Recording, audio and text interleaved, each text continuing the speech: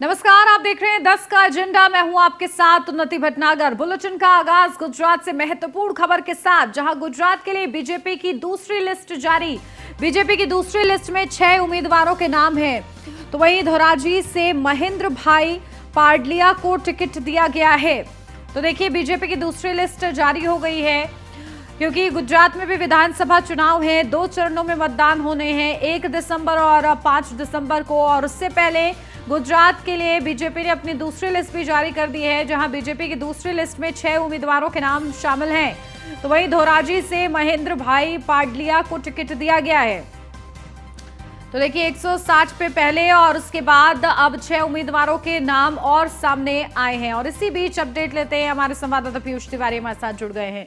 पीयूष, क्या जानकारी? देखिए, बीजेपी की दूसरी लिस्ट आ गई है। इस लिस्ट में कौन कौन से दिग्गज उम्मीदवार शामिल हैं?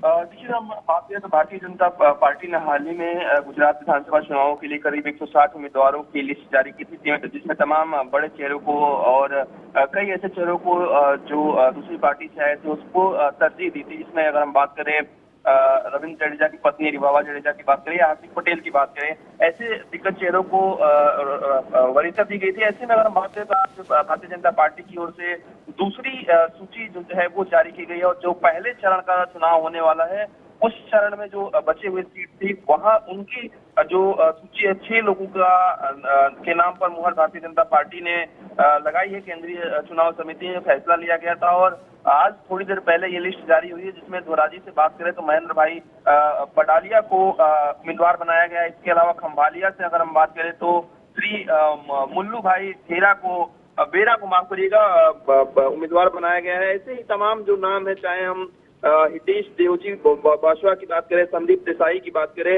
ऐसे तमाम लोगों को भारतीय जनता पार्टी ने एक बार फिर से इन पर मुहर लगाई है। क्योंकि जिस तरीके से भारतीय जनता पार्टी ने गुजरात चुनाव को लेकर भारतीय जनता पार्टी तैयारी कर रही है, कल ही स्टार प्रचारकों की सूची जारी हुई है, जिसमें तमाम लोगों को जगह दी गई है। वो लोग जाकर विधानसभा चुनाव प्रचार करेंगे। ऐसे में आज भारतीय जनता पार्टी ने 6 उम्मीदवारों के नाम पर मुहर लगाई है। और भी जो बचे हुए उम्मीदवार है, चूंकि 182 लगभग जो सीट है विधानसभा की, उसमें से 160 पहले हो चुका था और आज 6 उम्मीदवारों की सूची जारी हुई है। निश्चित तौर पर भारतीय जनता पार्टी फिर से एक बैठक कर सकती है, उसके बाद बचे हुए उम्मीदवारों के नाम पर मुहर लगा सकती है।